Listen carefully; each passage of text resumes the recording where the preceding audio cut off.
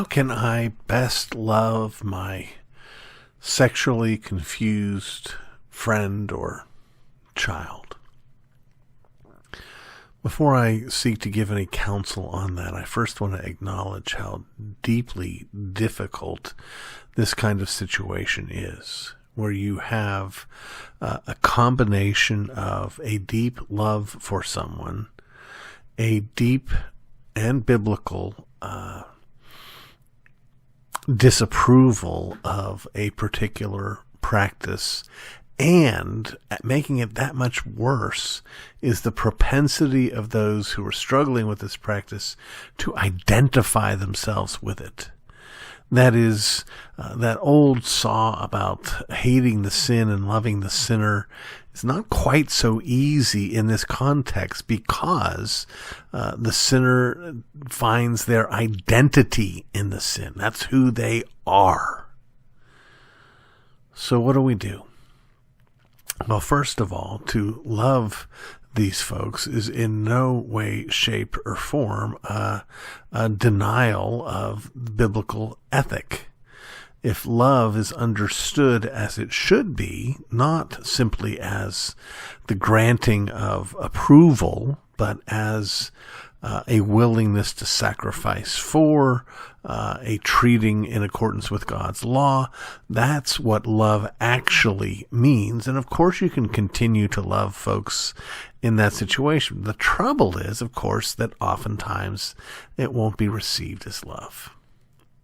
It is heartbreaking to me that so often when we simply refuse to accept the current cultural sexual confusion, that we then get painted as haters and bad guys and unloving and unchristlike. It is a genuine hardship. But part of the hardship, part of what it means to love sacrificially, is to be willing to receive that kind of discouraging response.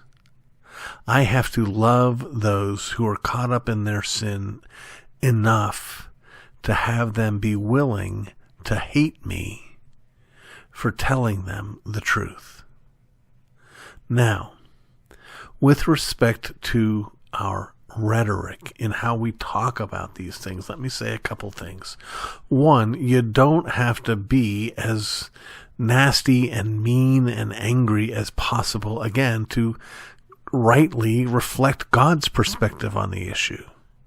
You can speak directly and gently and kindly. We do this when we remember that we're trying to help. It's not, you disgust me, and therefore I need to tell you why you need to stop. It is instead, you are destroying yourself and those that you are with in these relationships. I want you to be rescued from this. I want you to stop destroying yourself. I want you to be set free. You have been enslaved, and you're suffering from a kind of Stockholm syndrome, where you've learned to love your master.